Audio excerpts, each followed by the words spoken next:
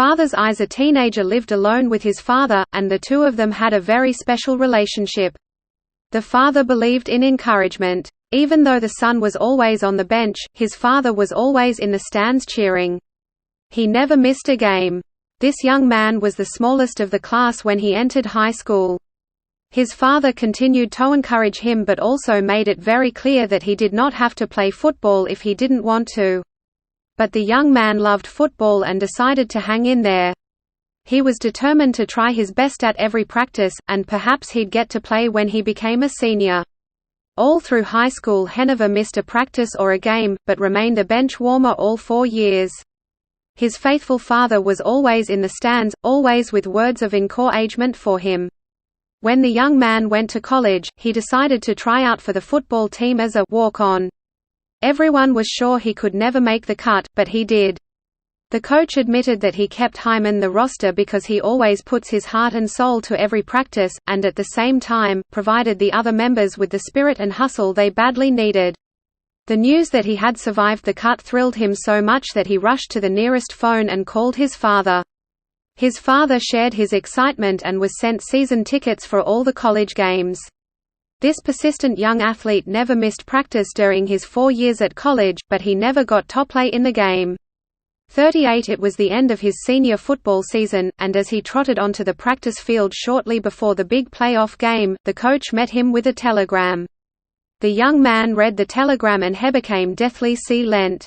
Swallowing hard, he mumbled to the coach, "My father died this morning. Is it all right if I miss practice today?" The coach put his arm gently around his shoulder and said, "Take the rest of the week off, son. And don't even plan to come back to the game on Saturday." Saturday arrived, and the game was no going well. In the third quarter, when the team was 10 points behind, a silent young man quietly slipped into the empty locker room and put on his football gear. As he ran onto the sidelines, the coach and his players were astounded to see their faithful teammate back so soon. "Coach, please let me play. I've just got to play today," said the young man. The coach pretended not to hear him. There was no way he wanted his worst player in this close playoff game. But the young man persisted, and finally feeling sorry for the kid, the coach gave in. "All right," he said. "You can go in." Before long, the coach, the players and everyone in the stands could not believe their eyes. This little unknown, who had never played before, was doing everything right. The opposing team could not stop him. He ran, he passed, blocked and tackled like a star. His team began to triumph. The score was soon tied. In the closing seconds of the game, this kid intercepted a pass and ran all the way for the winning touchdown. The fans broke loose. His teammates hoisted him onto their shoulders. Such cheering you've never heard. Finally, after the stands had emptied and the team had showered and left the locker room, the coach noticed that the young man was sitting quietly in the corner all alone.